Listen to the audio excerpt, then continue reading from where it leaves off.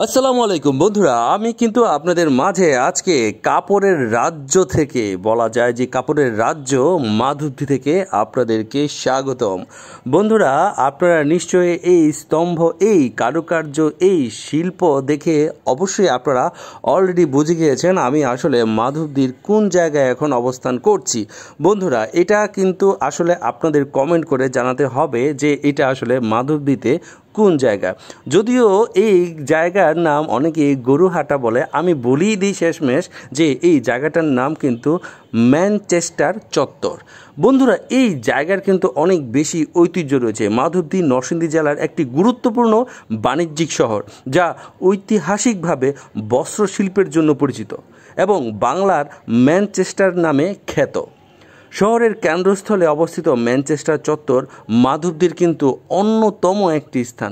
বন্ধুরা, এখানে কিন্তু প্রচুর পরিমাণে আগে গরুর হাট বসতো, এখনও কিন্তু বসে, কিন্তু পর্যায়ক্রমে অনেক বেশি কমে গিয়েছে। আমি কিন্তু উপর দিক থেকে আপনাদের কিন্তু দেখানোর চেষ্টা করছি যে এই ম্যানচেস্টার চত্বরটি। বন্ধুরা, এখানে কিন্তু অনেক সুবিশাল একটি গাছ রয়েছে, গাছের নিচে কিন্তু প্রচুর মানুষ সমাগম রয়েছে। বন্ধুরা, এই মাধবদী কিন্তু কাপড়ের রাজ্য বলা যায়, কারণ এখানে মাধবদীতে রয়েছে কিন্তু বাবুরহাট। এই বাবুরহাটের মধ্যে কিন্তু দেশ দেশান্তর থেকে নানান জায়গা থেকে কিন্তু প্রচুর মানুষ এসে থাকে কাপড় নেওয়ার জন্য। এখানে কিন্তু সবচেয়ে বড় কথা হচ্ছে এখানে বাটিকের কাপড়, মেয়েদের থ্রি পিস, গামছা, লুঙ্গি, কি নেই আসলে, চাদর টাদর থেকে শুরু করে সব কিছু আসলে এই মাধবদীতে পাওয়া যায়। বন্ধুরা, মাধবদী বলা যায় আরে একটি দেশ বাংলাদেশের মধ্যে।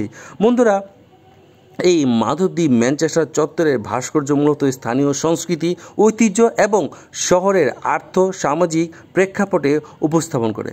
এর মাধ্যমে মাধবদী শহরের বস্ত্রশিল্পের ইতিহাস ও ঐতিহ্যের প্রতি শ্রদ্ধা জানানো হয়েছে। আসলেই এটি একটি শ্রদ্ধার প্রতীক, এই মাধবদী, এই ম্যানচেস্টার চত্বর।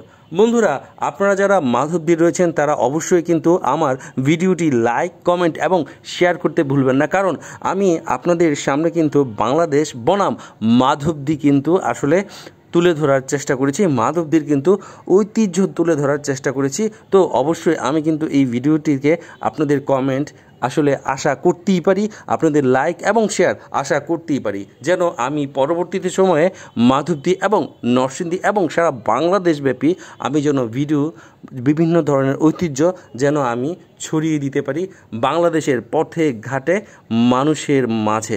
ভাস্কর্যটি মূলত একটি পরিচ্ছন্ন ও দৃষ্টিনন্দন স্থান তৈরির উদ্দেশ্যে স্থাপন করা হয়েছে, যা শহরের সৌন্দর্য বৃদ্ধি করার জন্য, পাশাপাশি তার ইতিহাস এবং সংস্কৃতি আসলেই অনেক বেশি তুলে ধরেছে এই ভাস্কর্যটি।